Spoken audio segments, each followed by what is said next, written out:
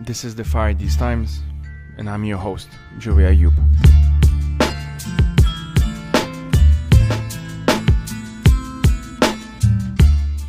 In this third season, we will be exploring internationalist solidarity, prefigurative politics, solarpunk, and how to tackle some of the most pressing challenges of our times.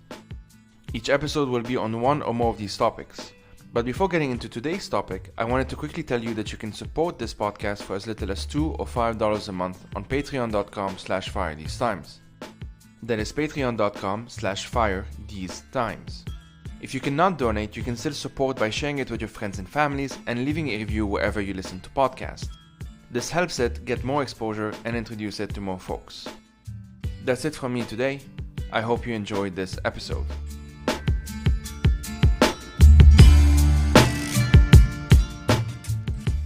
I'm Kiana. I'm one of the founders of the group Women for Iran. I'm based in Manchester, United Kingdom. I moved here when I was 17 years old from Iran, Tehran. And I'm a software engineer.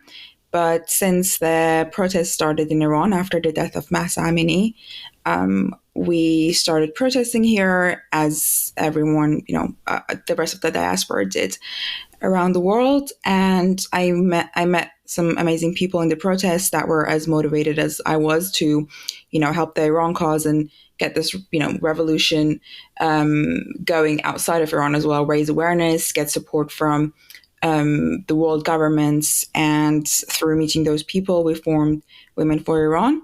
And we've been going since October now. And our main goal is to, as I said, raise awareness, campaign, especially in the UK, because we know we have connections here and we can go to our own MPs and councillors and people like that. That's a bit about myself and the group. All right, I'm Vicky. I'm in my late 20s and I live in Tehran. And, basically I'm here if you have any questions about what is going on in Iran right now, what's it like, and I hope I can provide some information that might be interesting to you guys. Well, thank you both for doing this. It's kind of a bit random, but I wanted to do an in-depth episode on Iran almost exactly a year ago, and then Putin went ahead and invaded Ukraine, so I ended up doing stuff on Ukraine instead. And I had to pause the Iran stuff just because my mind was overwhelmed by everything that's been going on. But I have been, with the exception of the past couple of weeks, it's fair to say kind of obsessively following what's been happening, paying a special attention to most things, to be honest. But I was especially curious about where the strikes would lead and how widespread they would go, how coordinated, because I have kind of like a personal interest in strikes in general and kind of the history of it in the region and in the world, really. I would assume that most folks listening maybe know the gist of things, i.e. they know that there are protests in Iran. They have probably heard the name Mahsa Amini, Jina or Mahsa Amini, and they know that there is an Islamic Republic in Iran. Because I've done a couple of them where at least Iran has been touched upon, but never in depth. I just did not have the time, unfortunately. It's okay with you two, let's start with kind of the start, at the very least, the start of this latest wave of protests, because obviously Iran is no stranger to protests. What can you tell us about it? For assuming that listeners don't know much, what can you tell us about it? So I think the conversation about hijab has been, a bit more touched on social media, and it's come to the forefront of how we talk about and how we think of the Islamic Republic more recently in, the past few years. And I feel like that, there have been a chain of events that kind of led to this,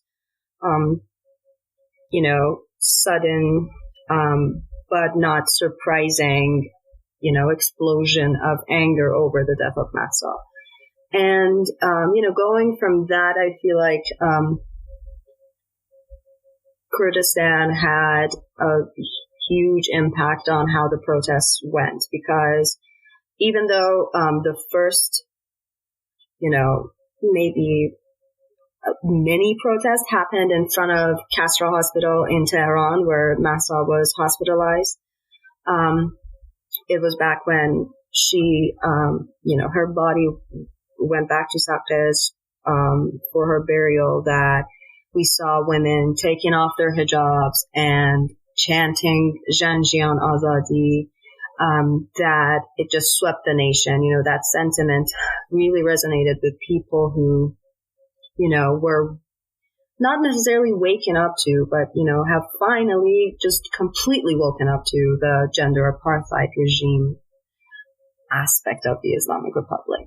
So, and in the past few years, we've had a lot of like uprisings and protests around economic issues mostly. So all these two came hand in hand to make like the ultimate revolutionary atmosphere in Iran. And, in general, I feel like there is this resistance to the gender component of the regime among a lot of people, because this is still a very patriarchal society.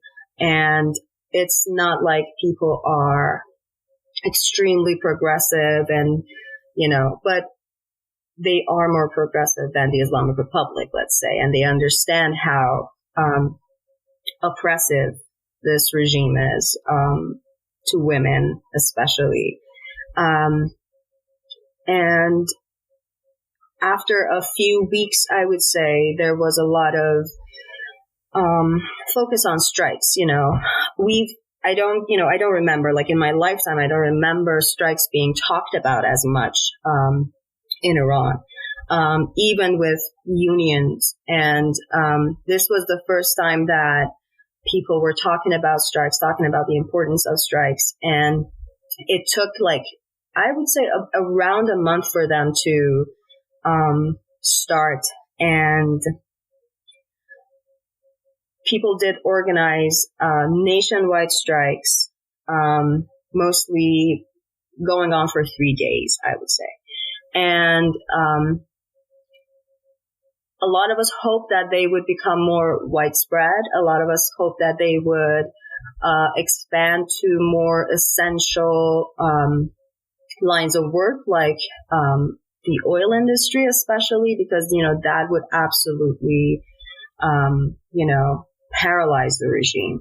But unfortunately, I feel like, the financial situation of people in Iran and the heavy crackdown has kind of worked in that aspect. And it has kind of scared people from joining these strikes. And I feel like we need a bigger wave, a new wave. But so far, what they did, like in terms of strikes, I feel like they showed that we can be united and we can go on as long as, maybe like 3 days or a week straight. And in terms of showing solidarity, I feel like they've worked. But in terms of, having any real and very palpable effect on the economy and on the Islamic Republic, I'm not sure if they have been as effective as they could be. And I'm hoping that in the coming months, we, see a more effective and more organized attempts at strikes, because, we don't have any kind of support for people who go on strike. And it's very easy for, bosses and business owners to fire the workers who go on strike. So it's very risky for everyone. And mostly the businesses that have gone on strike have been, united in doing so. And a lot of my friends, I would say, who did close down shop, had, explicit permission from their bosses, because this is not something that is about workers' unions or wages or something. This is a political statement. So if their bosses were anti-regime and they supported them in their fight, they would, be okay with it. That's why I feel like they were so widespread and they swept the nation. But in terms of, industries that have a, more essential effect on the businesses and the financial situation of the Islamic Republic. I feel like we need more in that aspect. But, in the past month, I would say the protests have, gone down in frequency, especially in Tehran. I feel like the last one was back during the anniversary of shooting down flight PS 752. And after that, it's been quiet in Iran and in Tehran. And, the notable protests that have happened have been every Friday in Baluchistan, namely in Zahedan, and one that I can remember in Torbat Hajam over gas shortage, natural gas shortage, not just, oil and fuel and stuff like that. So it's a bit quiet, and I feel like people are more focused on the political aspects and the next step, because it's a bit scary right now. One thing that I feel we could add, if it's okay, obviously the kind of the trigger point and of at least the recent waves of protests, because I mentioned, like, Iran is no stranger to protests. Yeah. One of the biggest one was 2008, and obviously 2019 there were, even in between, so many obviously, and since then. But the death of Jina Mahsa Amini under police custody, supposedly because she wasn't wearing the hijab properly or whatever, was definitely the latest trigger. That happened on September 16th, if I'm not mistaken. I should say, just for record, that we're recording this on January 27th, 2023. But anyway, what can you tell us about, of course, like, what happened, for those who don't know maybe the details, and why was it significant, and the institutions, obviously, that caused her death in the first place? Well, I feel like, as I mentioned, thoughts about hijab and, anti-hijab sentiments have gone up quite noticeably in the past 3 years, especially with the introduction of a fining system for vehicles that had passengers or drivers who were not wearing the hijab. So, people were being financially punished by the police for not wearing hijab, as well as, having that same old morality police or, whatever they might call it, guidance patrol or whatever. All of that combined with very strict and kind of illogical COVID restrictions, which was like a curfew after 10 p.m. that basically did nothing for the safety of Iranian people, had us very, focused on how this government seeks to control us, and they want total control of every aspect of our lives, and like even going out and just breathing fresh air. All of these things are just outlawed, or they want to make money off of every single thing that we want to do, because, also that curfew had a fining system. The hijab thing has a fining system. They take away your car and all of that sort of thing. So I feel like that kind of made a lot of people who were not as concerned about hijab realize what it means and how much of an inconvenience it is. So back in the summer, Sepid Rashno was arrested because she was on a bus, unveiled, and she got in an argument with a hijabi woman who filmed her, and she was promptly arrested, and people were very worried about where she was, and she appeared in a forced confession interview on national TV, on state TV. So that really enraged people, and that led to the No to Hijab campaign, or Hijab Be Hijab in Farsi. And a lot of women participated in that, wearing, very normal non-hijabi clothes out in the streets of Tehran, which is just absolutely, not just Tehran, every city was, had some participants. But and they shared videos and photos of them wearing dresses or, t-shirts and jeans and all of that. And that was just very significant. And, personally, that was the time that I started, experimenting with unveiling, because before that, I just didn't want to bring any attention to myself. After doing so, I did get, verbally harassed because of not wearing the hijab during the summer. But, that was kind of a primer for all of this. And especially because at the same time, a lot of like restaurants and cafes, especially in Tehran, were refusing service for non-hijabi women. And there were a lot of arguments around, like, just wear the hijab, you're risking people's livelihoods, their businesses are going to get closed down, or if you're, taking a ride, the driver is going to lose their car and they have to, like, pay a fine and all of that stuff. And on the other hand, a lot of women were like, we're not going to let you police us, in place of the Islamic Republic. They should not be able to financially incentivize you to do their job for them. So there were a lot of tensions around this issue. And when Mahsa was killed, it was, the culmination of everything people were very angry about.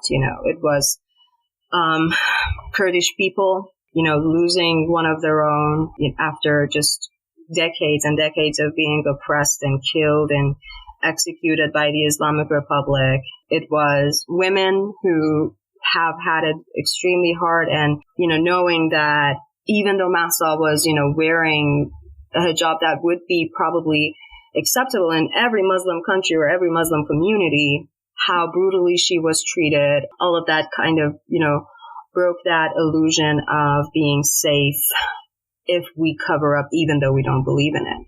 And men at the same time, I feel like they had become more supportive of our cause when it came to hijab. Most people were looking for a reason to come out after COVID because, when COVID started, it was right after protests, 2019 protests around economic issues.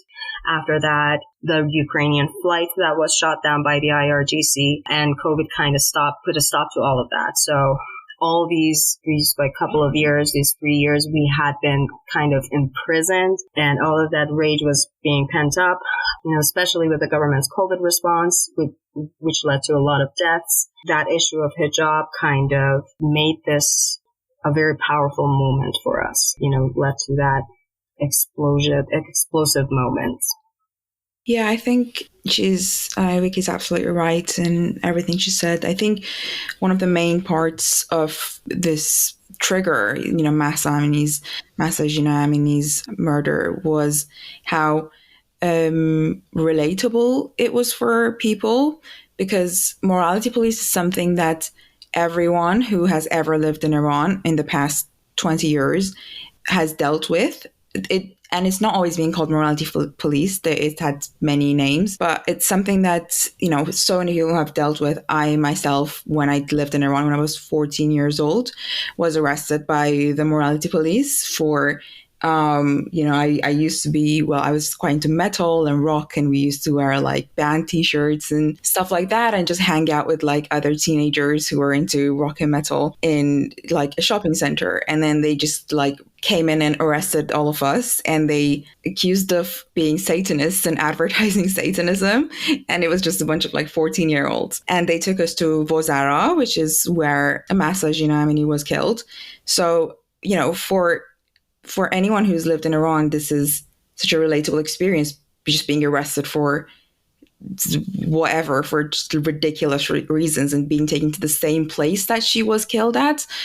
And that united so many people, people inside Iran. And considering that she was a Kurdish girl that was just visiting Tehran for a few days, and she wasn't safe either. You don't have to be from Tehran or live in Tehran. You just can be like visiting for a few days, and then you could just be killed by the morality police. Or, I could be visiting Iran to see my family, and in those few days I'm there, I could be killed. There is just, no one is safe. And that's made everyone, as Vicky said correctly, it just destroyed that illusion of safety, because no one is safe from the Islamic Republic and the IRGC and any of their arms. So, yeah. Yeah, thanks for that. Obviously, I'm reminded of a lot of the chants that have come up since. I have a thing for chants in the sense I just pay attention to some of them to see, especially when they translate like across borders. I've been, this is just like as a related aside, but there was a chant during the uprising in Lebanon at the end of 2019 that basically in English it would be translated as revolution everywhere or revolution in every country. And I saw. Is it pronounced Thora? بكل البلدان. ثورة بكل البلدان, yeah, exactly. And I saw that someone was, like Iranian women in the diaspora, translated and adapted it, like the lyrics were not the same into Farsi. And I found that very, very interesting. And they reference actually the Lebanese version, because at the beginning of that clip, you hear the Lebanese version in the background first, and then you have the obviously the new version by the Iranian activists. But sort of related to that, I definitely want to bring in a bit more of a kind of a regional dimension. But before we get into it, within Iran, obviously Iran is a multi-ethnic, multicultural country. It is obviously significant that Jina Mahsa was Kurdish, obviously given the Kurdish struggle crossing 4 different countries. And the chant itself, Jin Jin Azadi, preceded obviously 2022. The Farsi version, if I'm not mistaken, is Zin Zindagi Azadi.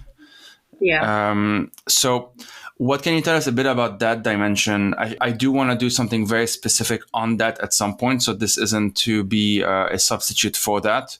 I have a number of episodes that I'm hoping to do in the next months on kind of the Kurdish struggle more broadly, but I'll focus on specific contexts. But anyway, for our present purposes, how has that influenced the way the protests have started, really? Not just Kurdistan, obviously, but just in terms of interregional and interethnic, you might say as well, kind of solidarities and kind of, just that, really. I want Kiana to give her perspective because, especially since she lives in the UK, maybe she has had more experience with, people of other nationalities and ethnicities. Yeah, I can start it. So, firstly, I'm from Tehran, and, I've never lived in Kurdistan or Balochistan, places that are way more oppressed and marginalized than Tehran. So, this is just my perspective. And, I hope that people from those areas, as you said, get given the platform to share their experience. But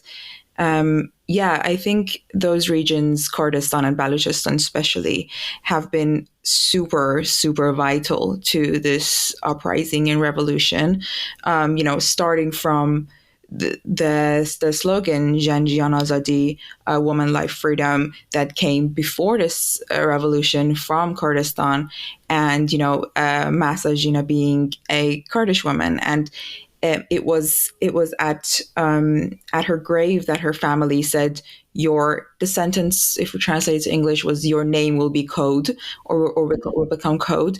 And it did. Everyone knows this revolution as her name, and it was from her region that people realized that this is a revolution, because as Vicky said, there was some protests outside of the hospital that she was in Tehran, but it was really seeing Kurdish people starting from Saqqez, where she's from, just it kind of spread from there, really. As Vicky said, the protests have kind of died down a bit compared to the beginning, when it was the entire country rising up together every night, going out to protest every day. But Kurdistan and Balochistan at the moment, they still come out every Friday and they protest, and the conditions are really bad. There is military vehicles everywhere. It's just, the crackdown is insane in those regions, and they still come out every Friday and protest. So they are kind of the beating heart of this revolution to this day. And, when we see that they still come out every Friday, we know that we have to keep going, and that we are going to keep going. So, Well,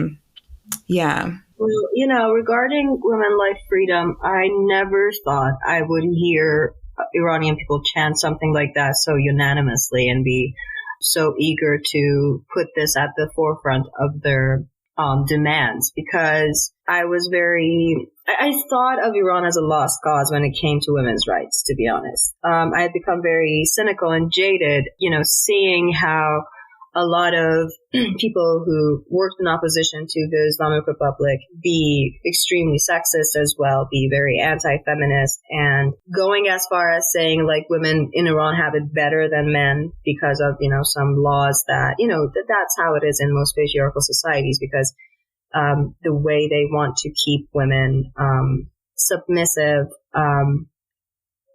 they, frame us as like people who are leeching off of them financially, and they're having it easy just sitting at home, not working, stuff like that. So I always thought that it would take just decades, maybe a century, for Iran to become more progressive in that aspect, to the point that, understand how the Islamic Republic's sexism is one of its biggest issues, one of the biggest factors in it being such an authoritarian force in our lives. But and I'm still very surprised that Zan Zendegi Azadi went as long as it did, even though, I don't know if you guys are, I'm sure Kiana is, but, a couple of weeks or a month after Zan Zendegi Azadi became the chant for this movement, one was, a parallel chant, became complementary to it as Mad Mihan Abadi, which is man, nation, prosperity, which, kind of sounds very fascist to me. To this day, it just sounds very, I don't know, this is just the essence of the Islamic Republic is just man, nation, and prosperity, what they would actually say. Whereas women, life, freedom is something that they just would not dare, use as a slogan for themselves. And a lot of people, tracked it back to some pro-regime accounts that wanted, this gender component of the regime be, what's the word, like reduced or, weakened to an extent. And it kind of worked, to be honest. It sparked a lot of arguments online and among people that, what's wrong with man, nation, and prosperity? Men and women should be equal and all of that. And, after I feel like after a couple of months, Zan Zendegi Azadi became kind of, went to the background, to be honest. At the moment, I feel like the gender component of the revolution is not something that people are focusing on. And, it's kind of lost its momentum among most people, I would say. Even though I feel like the impact that it's on. And I feel like that kind of changed enough for me to not be like, oh my God, we're back at square one, because I feel like what changed in people's minds about women's rights and what we should do has had a very real effect on women's lives in Iran right now. Taking from my own experience, I would say, as I was mentioning, like back in the summer when I started unveiling, I would get like disrespected and harassed because of not wearing the hijab. Whereas right now, people are very respectful. Like men are generally very respectful. I have not gotten catcalled or harassed at all during these 4 months. And I've gotten so many words of solidarity of support for being unveiled and like wearing my hair out and stuff like that, and like a lot of unveiled women flashing smiles and showing peace signs and all of that. So I feel like it did its job, but right now I feel like there's a lot of resistance to that aspect, and I hope we can, bring it to the forefront again, and at least in terms of policies or envisioning a future for Iran, I hope that equality and this, focus on women's rights will come back to people, and they focus on it again. Thanks for that. I wanted to add that this dimension of protests and uprisings and revolutions is something I'm interested in. So like in Lebanon, there was always also a tension, or I guess tension is the word, between what you might call more reform-oriented and more revolution-oriented factions. And just in terms of like demographic, you needed both to be on the streets, because otherwise you don't have enough people. But it's clear that it is something to be resolved. Like it's something that is there. It's sort of like, that's why like at one point I took part in this, this was like October 2019 in Lebanon. and this was in Beirut, there was like a separate march that ended up joining the main march. But that separate march was organized by like queer groups and like feminists and so on to have very specific demands and very specific chants, platformed, because otherwise they get drowned out by the other chants, which are the more common ones. So an obvious one would be like there was a chant, let me remember. Yeah, so basically you would say something against something, and then you would repeat thawra or revolution. So like dod zukuriye, like against, I don't know how to say zukuriye, like patriarchy, or rather like, yeah, like sexism. Thawra, you would repeat that after that. So that was sometimes repeated at like a wider scale than the march itself. So like some folks who were not part of the march would repeat it. But usually you would have either the common chants that were popular even pre-2019, like a Shabirit Isqat al-Nizam, like the people want downfall of the regime, or some other chants. Those would be the ones dominated. Obviously, I agree with those as well, but it says a lot that those specific activists and feminists, who many of whom were pretty seasoned activists, like they've been doing this for quite some time, they felt the need to do something separately to make sure that however long all of this lasts, that there has to be some record, some kind of impact, and they hope that whenever it picks up again, basically there's something to build on rather than start from scratch. So there's that aspect. And this sort of brings me to the other element. Like this podcast usually,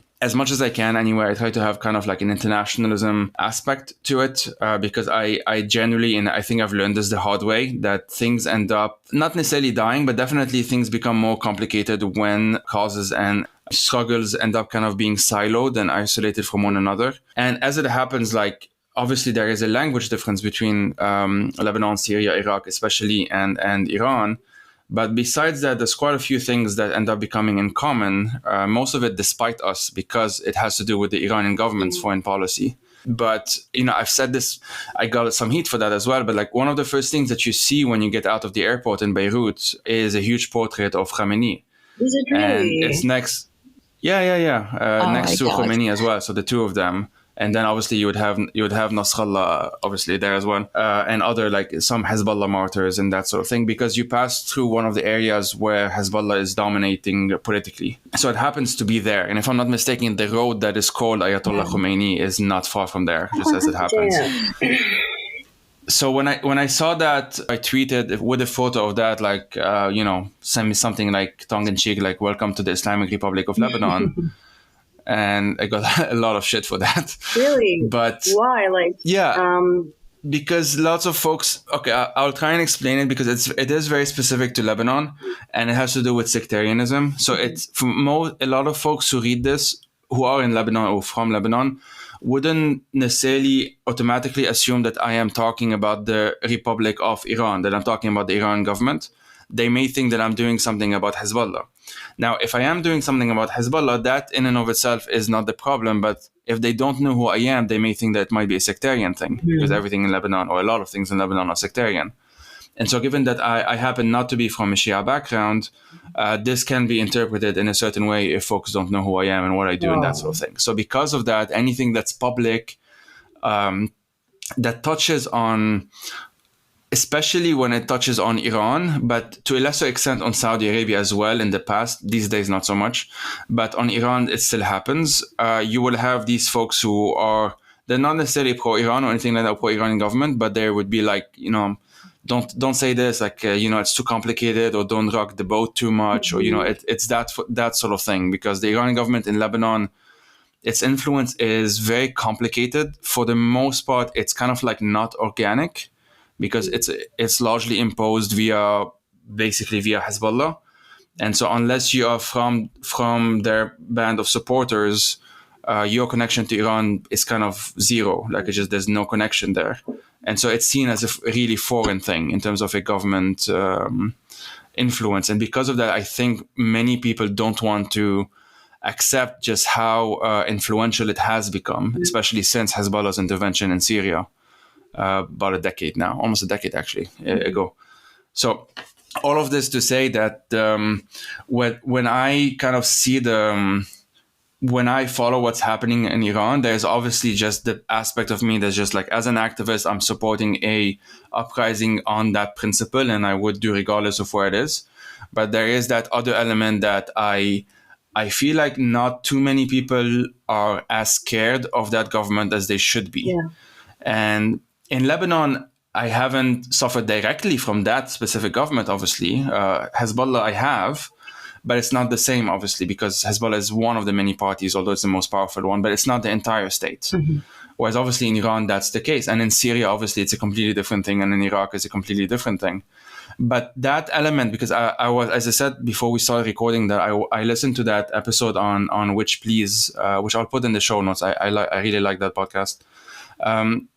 Where at some point one of the hosts says like how she felt like hesitant at some point. She didn't know how to converse or how to talk about Iran, because most folks who kind of live in the West, especially those who are like liberal or left-wing oriented, one of the main things that they associate with the hijab is kind of the opposite, or kind of the flip side of that coin, right? Is the governments who actually force women not to wear it. Obviously, France being a notorious one, and certain functions and all that. So in Western cities, for the most part, hijab related stuff had to be about usually the right to wear it. Yeah.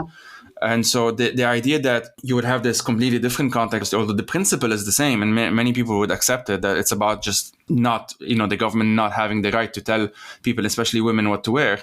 But because the principle is the same, but the context isn't the same, it kind of, a lot of folks kind of basically feel intimidated maybe, or they just, I guess they just get worried automatically of maybe being accused of Islamophobia or Orientalism or, that sort of thing. And from my perspective, I understand where that comes from, but from my perspective, I sometimes just want to scream and say, like, I understand that this is a problem, especially where you are, but Islamophobia is not the main issue right now in Iran or Syria or whatever, right? Like, that's not the folks on the ground is not what they are worried about. And we need to have a way of just having more than two thoughts at the same time, right? And I'm not, to be clear, I'm not talking about the host herself. She's fantastic, but I'm just like, that tendency is widespread. Like, it is a real thing. I think people for the most part mean well, but how have you sort of experienced this maybe in the past few months? Like, has it been frustrating? Have you kind of made some, ground, have you, just talk about that aspect of it, if you don't mind. Yeah, sure. So, in terms of my experience here in the UK, it's not been what I expected it would be, because when I moved here when I was 17, and I started university a bit after, I went to university here in Manchester, and the group of friends I had and the group of people I was part of and would hang out and see, they were very inclusive and very progressive and, leftist and all about women's rights, trans rights, LGBTQ rights, which, it was amazing for me to see. Like, I felt so included and so protected and safe even. I never really needed them to help or do anything in terms of, Iran. But once this revolution started, myself as well as everyone else, in the diaspora started posting about it on social media. And we knew this from past experience that when someone's name is being brought up or the movement is being brought up, Iran is being highlighted. The Islamic Republic is more scared to do something, abrupt, or like kill somebody, execute somebody, or have like a major crackdown on the protests. Vicky touched on this before, but in 2019 there was major protests across the country, and there was a horrible crackdown where they killed thousands of people in a space of a few days. And nobody was really talking about this at all. And people inside Iran felt so kind of ignored by the world. And, the diaspora, we were trying to get people to do something, but it was just not happening. So we knew that if there is silence again, if the global community is silent, then a lot more people are going to die. So we started posting on social media, protesting, all that. And my expectation was that, all these people that, I would call my friends, and don't get me wrong, a lot of my friends and a lot of people here have been supportive and have been posting, and I really thank them. But there were certain groups of people, especially in the music scene that I was a part of during university, that I didn't expect, but they weren't posting anything at all, to a point that I would message them and be like, maybe you could post about this, that would be great. And they would just ignore it, or stuff like that. And there was, I think, at the first time I saw this artist that I really supported and looked up to on Twitter, posting about Iran. And at first I was like, oh, this is good. Yay, this is happening. And then when I actually read the tweet, I was taken back.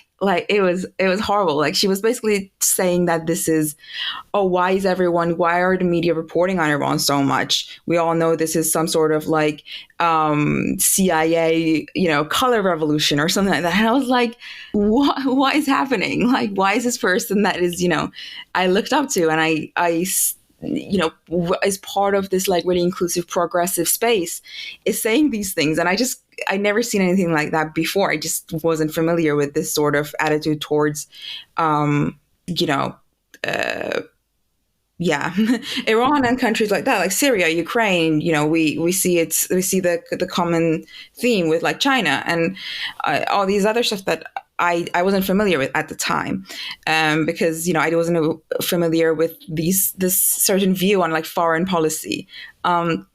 So I started discussing with this person, arguing with this person. I was just like, oh, you do realize, I think it was a discussion about sanctions and how the reason people are out, some people are out is because of sanctions. And I was like, no, I don't think this is because of sanctions. This is because of all these, oppression and everything that people have been going through for the past few decades. And then she, instead of even engaging with me, she just called me a bot and being a anti-Iran bot or something. And I was just so shocked. And I think I literally started crying, because this was my first encounter with people like that. And then the second encounter that was kind of really shocked me was, so there was, you might remember, but there was a news that came out about 15,000 people about to be executed or something like that. I don't know what the wording was, but the wording wasn't entirely correct. But the sentiment was that... It was, sorry to interrupt, but it was the Iranian parliament votes to execute 15,000 protesters. So that was and the thing was that the parliament had not voted to execute, but had asked the judiciary branch to be harsher on protesters. So that would essentially mean, execute them as much as you can. But since I think it was a Newsweek article, since it was so sensationalized and technically factually incorrect, there were just all of these people who were silent suddenly being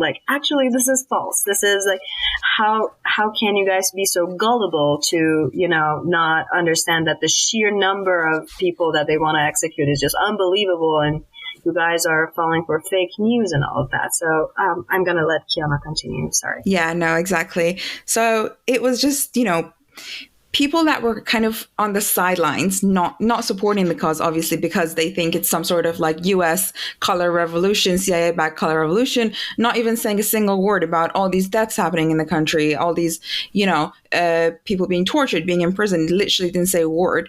And then as soon as there was this, maybe the wording was slightly wrong in this, they just rushed out to point this out.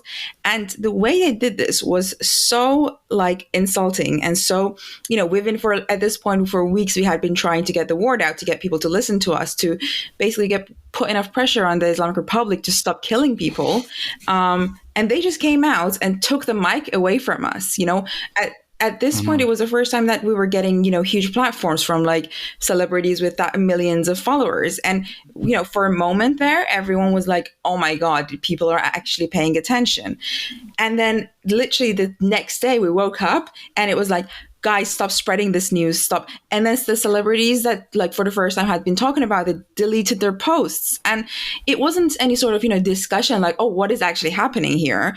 Maybe if they actually listen to us Iranian people, we tell them, oh, this is actually going to happen. We can tell you this is going to happen because in the 80s, they did actually execute tens of thousands of people within a very short space of time. And this is just part of our history that we're aware of. So we know that it is very usual for them to execute tens of thousands of people again. This wasn't, a shocking fact to us, but they never listened to us. They just took the mic away from us. And I saw someone I actually knew in person, an acquaintance, post about this in the same way of basically being like, oh, you guys need to stop talking about this. This is like, you're all being like fools. And then I messaged this person. I was like, I don't think, going about it this way is the right way, in a very respectful way, not even like accusing them of anything.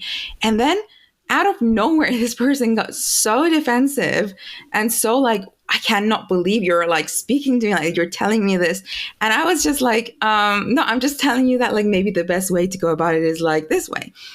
And then, so she kept like arguing with me about how false this like narrative that the Islamic Republic can execute this many people is. And then I was like, oh, this actually happened at this time. And then I said, my own aunt was executed when she was 17 by the Islamic Republic in the 80s after the revolution. So I know that this can happen. I'm telling you, like, from my personal experience, from my own family, that they do this. This is not unusual for them.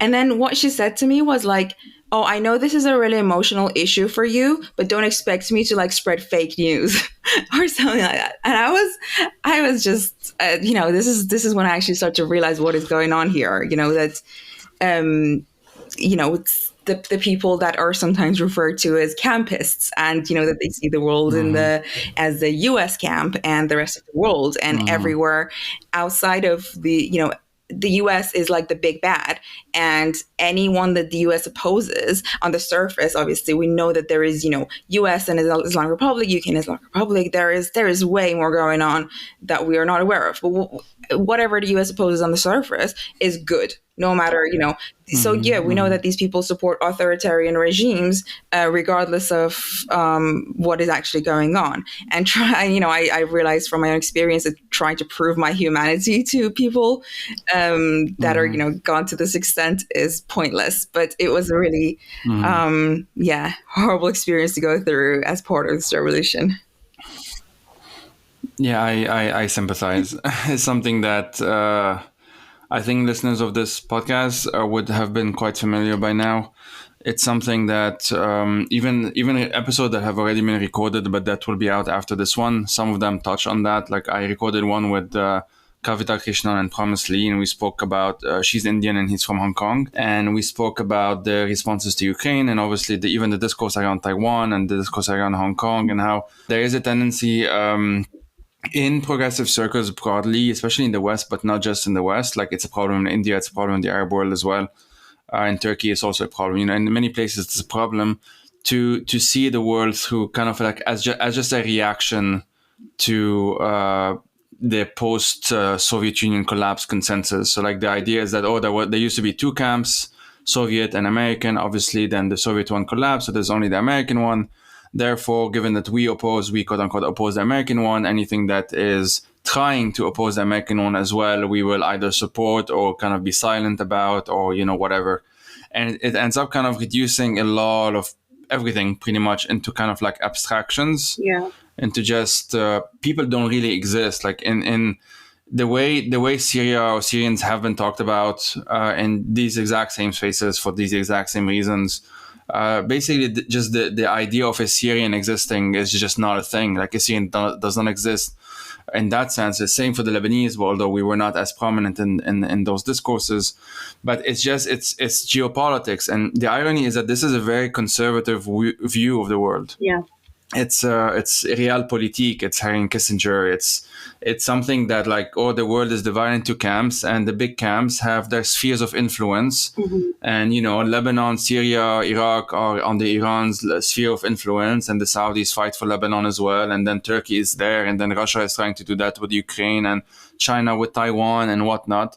And kind of like we don't pay attention to the actual people living in those places and what they want and what they've been talking about. And there's no real analysis, is what I'm trying to say. Like, this is, trust me, like, this is episode 120, I don't know, 6 or something. I think like 20 episodes or 30 episodes have been on kind of this topic in one way or another, because one of the extraordinary things that I got out of the internet is just seeing like Syrians talking like Ukrainians, talking like Hong Kongers, talking like Tigrayans, and it's like there's almost nothing in common that they have other than they have this shared experience of being ignored, or erased or talked over and whatnot. And that kind of like blew. I mean, it was extremely exhausting for a long time. Don't get me wrong, and I went through a lot of down periods. Now I'm trying to just power through and do something about it, but it's definitely a huge problem. I think it continues to this day. Yeah, absolutely. And I feel like a very similar thing is happening within Iran, because a lot of people are identifying their politics only in opposition to the Islamic Republic.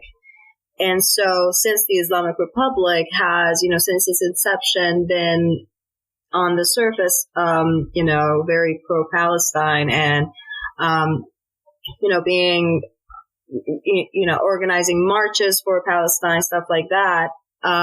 Some people have been very ignorant about that issue. And, there's this thing on, Farsi Twitter called the Palestine check. So whenever someone says something that they don't like, especially leftists who are also anti-Islamic Republic, that these mostly, like, I would call them right wing, but we don't have any parties in Iran, but they go through their account, see if they have supported Palestine in the past, and to discredit them, they perform this Palestine check and are like, you're a Palestine supporter, your words have, and therefore you are an Islamic Republic supporter.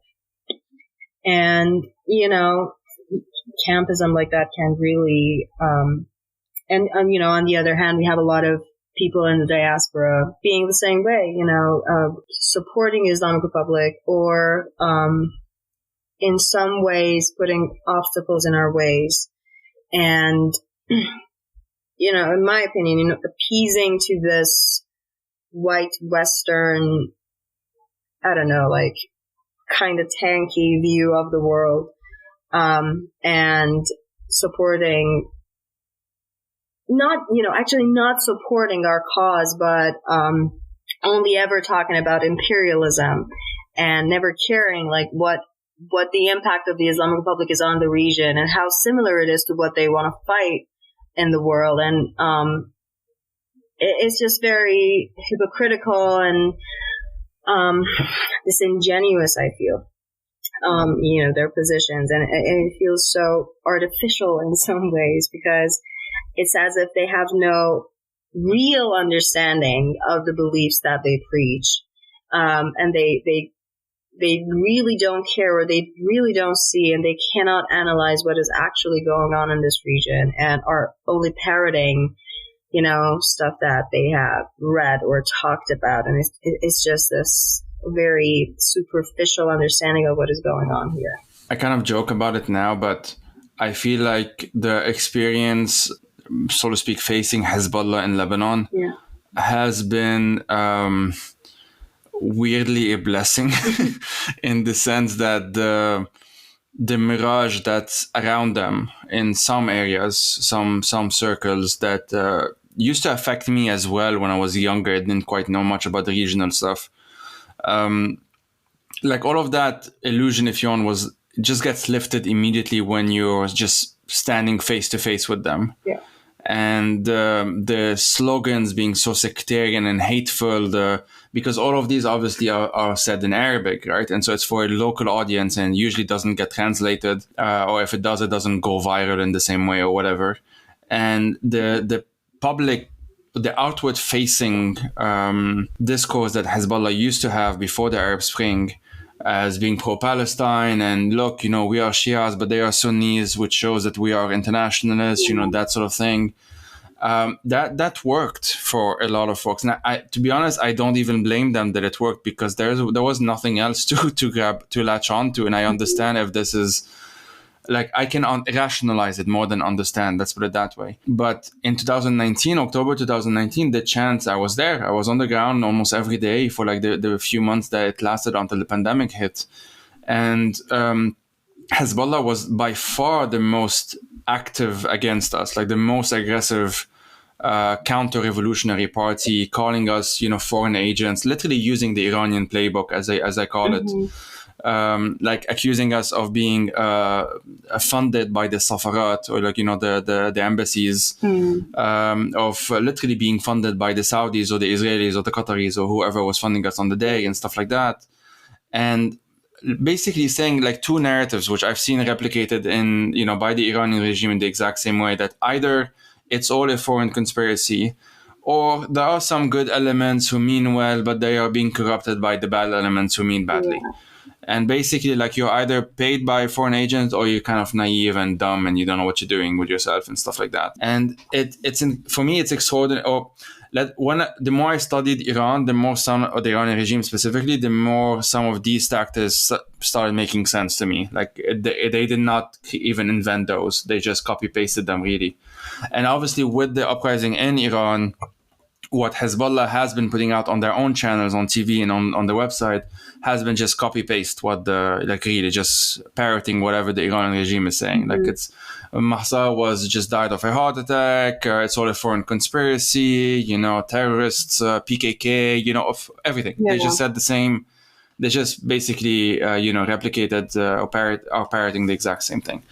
But that sort of the reason why I'm bringing it up, not just to rant about Hezbollah, which I do from time to time, but it's also to emphasize that there's this huge disconnect, which honestly, when I used to live in London, is when I experienced it for the first time, at least this clearly, when it was in 20, I'm going to say 16, although I could be wrong.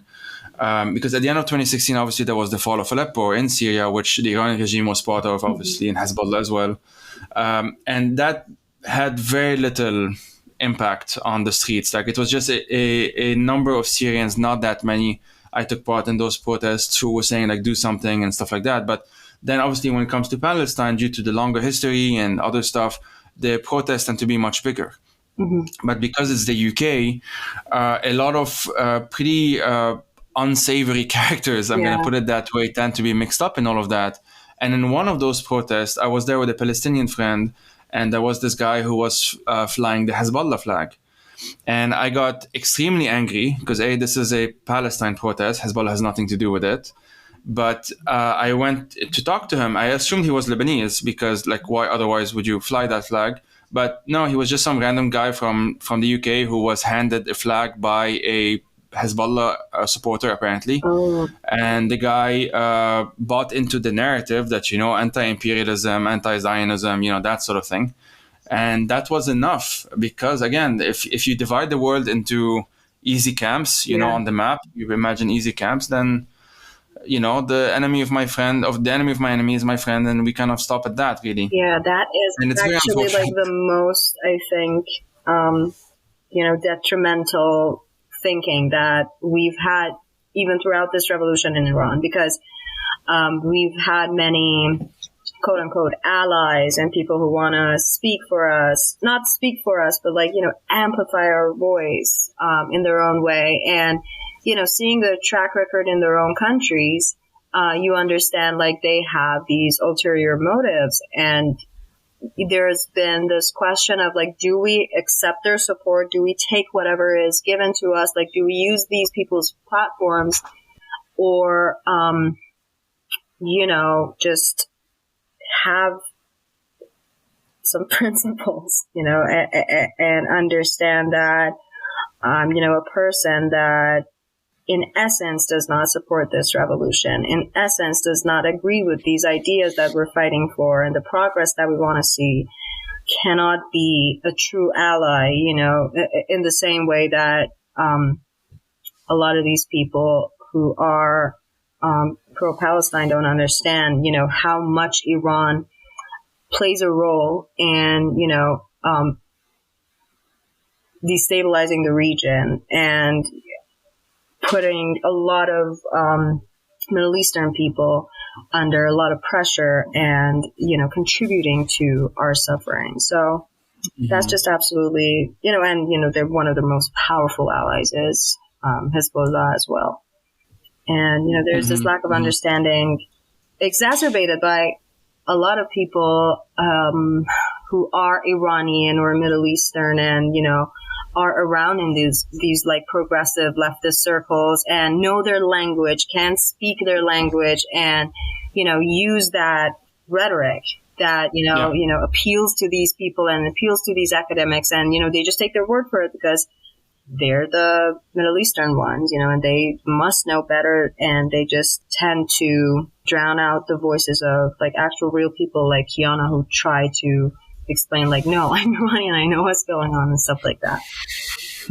Yeah, exactly. Yeah, I think Vicky pointed out a really important thing. Like, we do have these people in the West that are, effectively supported by the Islamic Republic to kind of spread their ideas to academic circles or like the elite circles in the West to give that idea that the Islamic Republic is like the anti-imperialist force in the Middle East and things like that. And the problem I think we're having is like, firstly, like these people, the Islamic Republic has chosen people who are like second generation immigrants or like have lived outside of Iran their whole lives, where, as Vicky said, they can speak the language of like the people in the West. And there's a problem which inside Iran, which is everyone is very discouraged from studying like humanities or like politics or like sociology, anthropology, things like that. For one of the main reasons is that, if you go study politics inside Iran, then you either have to be a supporter of the Islamic Republic or, you're going to end up in trouble, like during university. So like hardly anyone who is against the Islamic Republic or like is not a supporter of the Islamic Republic, which is, a majority of people that, as we know now, they don't go to study these subjects. So there is a real like lack of educated people in these subjects to kind of represent the ideas and like the struggles of actual real people from inside Iran to outside of Iran and to communicate that. And then we end up with people who are selected and paid by, however much money the Islamic Republic has to them to spread these ideas. So we're, we're trying really hard to give a real understanding of what's happening, but then we have these people against us. But yeah, the Islamic Republic as well, like, the things you were saying about Lebanon and like Syria and the region is really interesting because so when I lived in Iran, my experience was that no one really knows anything about the countries that are neighbors or like other countries in the Middle East at all. Like the only thing that we hear is that the Islamic Republic is sending money to these countries. And from, I lived there when I was a kid, so I didn't have lots of knowledge. This is what I heard from like the grown-ups, at the time, which was, oh, the Islamic Republic is sending all of our money to these countries to like, they keep funding them and giving them money. And we're here hungry. We can't afford things. Our people are dying, things like that. So there's just this like hatred. Well, hatred is a strong word, but there's like disdain. There's just this like negative feeling towards like a resentment towards like Lebanon and Syria and stuff, like just because this is what we're being told like by the Islamic Republic. And then what when I actually grew up and I realized what is happening is that I realized that our money is actually going to fund like terror in the Middle East to like destabilize the Middle East. And I realized like things are way worse than I even realized. But yeah, that's why something that has been brought up a lot is that the downfall of the Islamic Republic will be so good for the world, and especially the Middle East. We're fighting for Iranian people, but we're also fighting for Syria. We're also fighting for Ukraine. We're really fighting for the world because, yeah, Islamic Republic is bad news. Yeah, I mean, I was on this podcast. I think it was in October, but anyway, like I was on after the protest started, more or less. But the podcast was on Ukraine. It's called Ukrainian Spaces, and I went on it with Leila Shami, who's a Syrian British writer, and we mentioned Iran, obviously, and I think it was Leila or me or both. I don't remember. At one point, said that. Like Syrians are really paying attention to what's happening in Iran because Syrians, in many ways, the revolution was destroyed by Iran and obviously later by Russia because Bashar al-Assad was not able to do it on his own. He had to first get Hezbollah intervening, and then that wasn't enough, so they got Iran, and that wasn't enough, so they got Russia, and that's what kind of did it. And then obviously Turkey separately in the north, which was a different dynamic, but still. So, for me, honestly, last year and to this day, it's been kind of dizzying developments between, obviously, first the full-scale invasion of Ukraine, and then by the end of that year, roughly September, the uprising in Iran. And me, as someone who, for a long time, kind of was obsessed with Syria and still is to some extent, and really concerned about what's been happening in Syria. The two main regimes backing Bashar al-Assad suddenly found themselves in trouble, and that was like surreal to witness it at the same time, like as an added dimension to everything else that we've been talking about, really.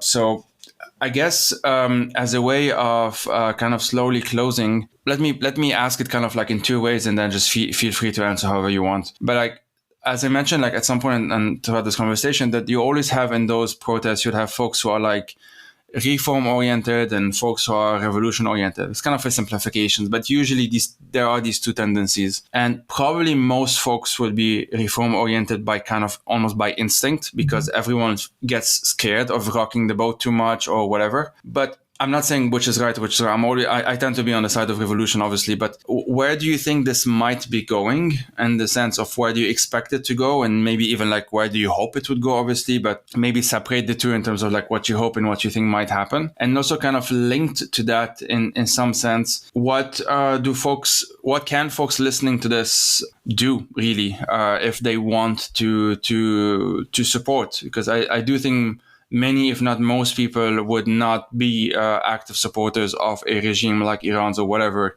At worst, they kind of end up being told or being persuaded, oh, this is too complicated, and so I'm going to kind of, back off and not think about it and not say anything about it. And obviously, you have those who are complicit, but I think most folks would be on the former side of things. So yeah, anyway, I'll leave it at that. And obviously, final thoughts, whatever you want to share, go for it. And I guess we can leave it at that for now. I have a lot to say about this reform versus revolution topic, yeah. But I think so does Vicky. So I'll let her start if you're happy to. Well, sure. When it comes to like reform versus revolution, one of the things that I really am hopeful about is that I don't think anyone within Iran right now is looking at reform as an option. Like, that has died down in a way that it just cannot, it's like in the seventh circle of hell, and it cannot come back because we have exhausted every means of seeking reform. And the only reason, not the only reason, but like one of the biggest reasons that we're seeing this happening as consistently as it has in the past 4 months or 5 months is because people are just absolutely and completely disappointed in that idea of reform. But then when it comes to like the building blocks of the Islamic Republic, I feel like that kind of revolutionary sentiment against authoritarianism as an idea has not died down. And people are very desperate at the moment because a lot of lives are in danger. A lot of people are in prison, and every day that passes, more people are going to be killed by the Islamic Republic. So dismantling those authoritarian ideas and patriarchal systems is kind of hard. So revolution in that aspect is something that I hope we can see, and I hope that people's imagination is, ignited once again, and they understand that, we've come this far and we can do better, and we don't have to settle. We don't have to settle, but at the same time, I just completely understand that we're, at a race against time, because the Islamic Republic is not going to hesitate. It's not going to slow down in killing dissidents and protesters. And, as time passes, the attention of, the global community is dwindling, and they're not looking at us as much anymore. So, yeah, I hope that people become more determined to, dismantle those broader ideas that lead to a government like the Islamic Republic, a regime like the Islamic Republic. And at the same time, I wish that people in the global community stay vigilant and, demand their governments do whatever it is necessary to bring justice for the Iranian people in terms of, gathering evidence of their human rights violations, of putting economic pressure on them, and, making sure that they are going to face the consequences of what they are doing. And, personally, I don't care if they face the consequences. I absolutely don't care. I just need them gone. And whatever, helps in the way of that, I just accept with open arms. But, currently I feel like people are making some decisions out of desperation and not really thinking about the nature of this revolution.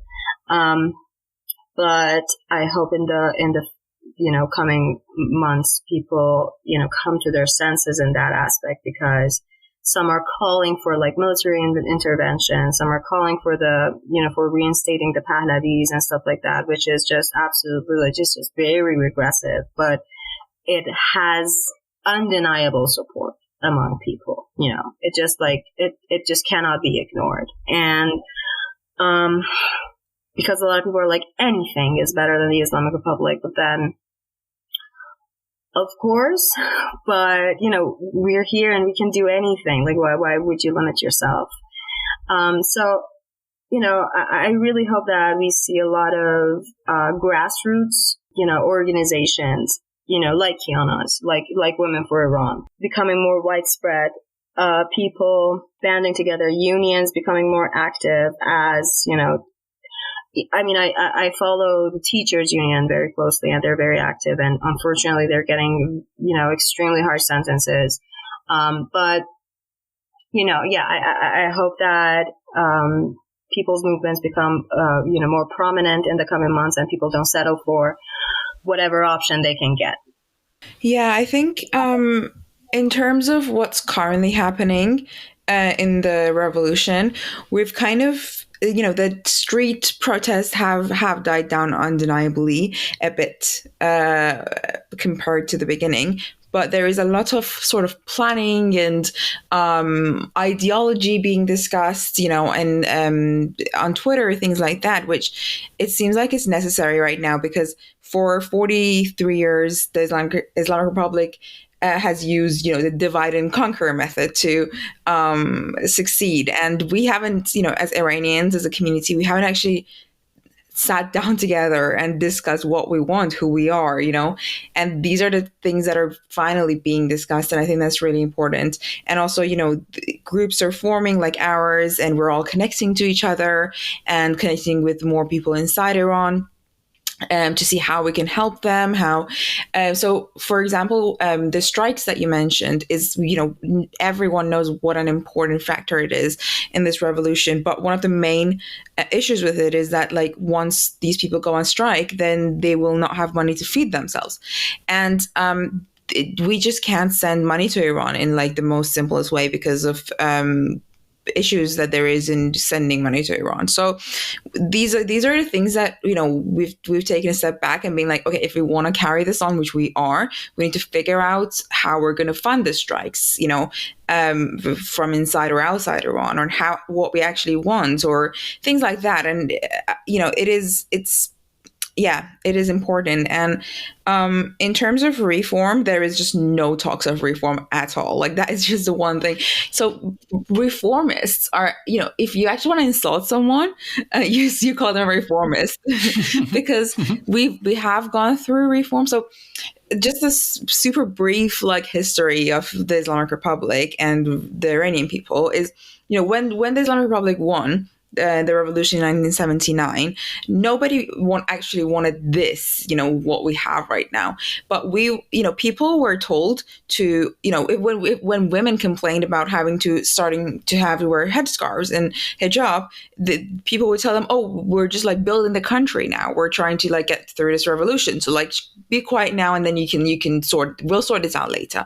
And then later on, then there was the Iran-Iraq war. So at this point, then there was no progress in terms of, you know, social freedoms and like things like that. So then after the Iran-Iraq war, there was a period of reform where, you know, people were given slightly more freedoms, just enough to quieten people. And then there was a bit of hope that maybe with reform, this government, this Islamic Republic can be fixed. And then Ahmadinejad came on, which was, you know, he was insane. And that's, you know, that just sets things back way, way further. And then there was the Green Revolution. What year was it in? 2009. 2009. Yeah, I was thinking 88, which is the Iranian. But so then there was that, that was hope again for reform. People were actually hope, you know, there was probably some people asking for a revolution. I'm not denying that, but the majority of people were asking for a reform because they wanted the Mousavi, the other candidate who was slightly more progressive than Ahmadinejad. And then that was faced with brutal crackdown. Like, I remember I was really young at this point. I was like 12 years old. And, you know, at first there was hope in these protests. And then just this one night, some of the protesters escaped into our street, and some regime forces came after them on motorcycles, and they started like beating them up so badly. All the people were watching from their apartments. And I remember like my mom and I were watching, and I was like 12 years old at this point, and we were watching these people literally like being beaten to death. And I remember my mom just screaming and like telling them to stop. And like, I was just panicking, and we opened the door so these protesters can come in, and like gave them water and stuff. And I think it was around this time when people, you know, those protests died down because people were just so, you know, there was just nothing to fight for anymore. There was no hope. And then again, we had Rouhani, who was the president before our current president Raisi, and that was another kind of, I'd say, final sparkle of hope that maybe we can solve this with reform. And then we had the protests in 2019, and, you know, thousands of people died. And I think that, and the flight, the Ukrainian flight, which, you know, for people who don't know, this was a flight full of Iranian people mainly, but also other nationalities that was leaving Iran, a passenger flight, and it got shut down by the IRGC, and everyone died. And it was just one of the most, I think it was a point where, for me and probably many other Iranians, it was really the realization that, you know, this is not just a bad government. This is a terrorist state. Like, this is where our country is occupied by a terrorist organization. You know, that was a moment. So to us, there is just no hope for reform. And people see reform as if they've been tricked. You know, all these years, for 43 years, they've been tricked by reform, promises of reform. And that's how, you know, they've kept on their rules. So now then there's, you know, a slight talk of reform. Any reform is talking, they're like, no, we're not getting tricked anymore, which I think is amazing. You know, it's, it's great to see that people are over that, because the Islamic Republic there's just no hope for reform for that. And yeah, in terms of what people can do to help, so if you follow our group on social media, we're on Instagram, Twitter, TikTok, actually, Women for Iran, as Women for Iran. We have a lot of resources there. So people outside of Iran, the best thing they can do is carry on posting on social media. It might sound like virtue signaling, but it's not. It actually helps. So just post, every few days, post something on your social media. Just keep the momentum going, because it is needed. And petitions, we have a list of petitions on the link tree on our bio, and also emails that you can, wherever you are, US, Europe, UK, you can send to your representatives, your MPs, asking them the demands of the Iranian people, which are currently, the main thing is to list the IRGC as a terrorist organization. So you can use hashtag IRGC terrorists, which has been used millions of times to demand that. And yeah, just keep engaged with, Iranian people. And there are many other groups like us that we collaborate with. So, you can also follow those, and you can find them on our social media. And yeah, just keep engaged, really. Thanks a lot for that. Besides that, usually I ask folks to recommend books at the end of every episode, but I forgot to tell you this before. So unless you have like a book you are thinking of or reading of on the spot, feel free to shout it out. Otherwise, that's fine, really. Yeah. There's this book that has really, impacted me in the past, like I say, a couple of years, that I keep coming back to, especially during these times. It's called In Defense of Sentimentality by Robert Solomon. So we have a lot of like anti-sentimental talks on Iranian social media about like how sentimentality prevents revolutionary sentiment.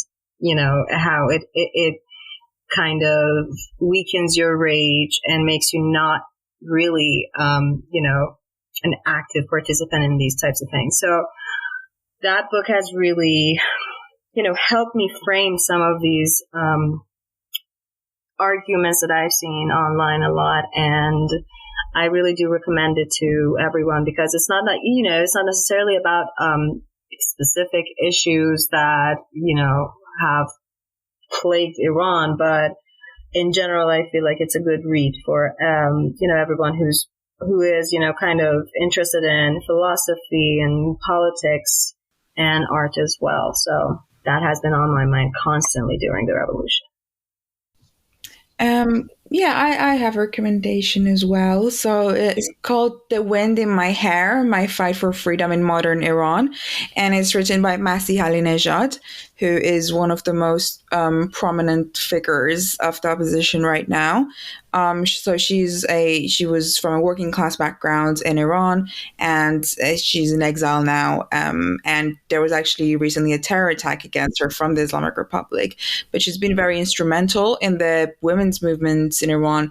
And even before this recent revolution, she had campaigns to, get women to be brave and take off their hijab and things like that, which is, I think it's one of the factors that actually got us to this point. And she's definitely a really good person to learn more about. And this is her memoir, basically. So I would definitely recommend. Mm-hmm.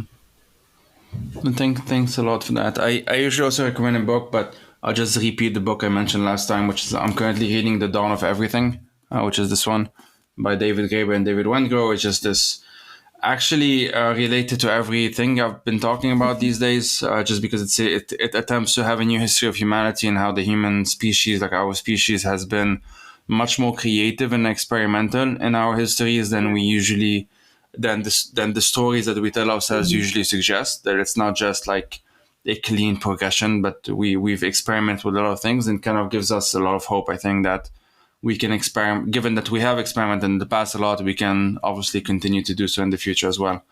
But anyway, with that in mind, I want to thank you both for this. This was really fantastic. I think listeners would agree, and I found it very informative and just like, thanks a lot for what you're doing. And I will, as I said before, I will definitely try and do more episodes on Iran in the future as well. That would be fantastic. Thank you for having us. This was just an amazing talk, and I learned so much as well. Yeah, thank you so much for giving us a platform, and yeah, definitely learned a lot. Thanks.